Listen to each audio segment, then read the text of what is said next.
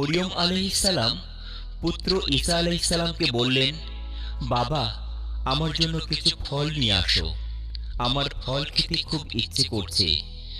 সেই সময় মা ও ছেলে মরুভূমির মাঝখানে একটি কুটিরে বসবাস করতেন। মায়ের আদেশে হযরত ঈসা আলাইহিসসালাম ফল আনতে ছুটে গেলেন বনে। অন্যদিকে মাতা মরিয়ম আলাইহিসসালাম গৃহে একা ছিলেন। এমন সময় তার কাছে মালাকুল মউত আজরাইল আলাইহিসসালাম এসে উপস্থিত হলেন। আজরাইল আলাইহিসসালামকে দেখে মরিয়ম আলাইহিসসালাম অনেক ভয় পেয়ে গেলেন। তখন তিনি আজরাইল আলাইহিসসালামকে বললেন, আপনি কে আর কেন এখানে এসেছেন?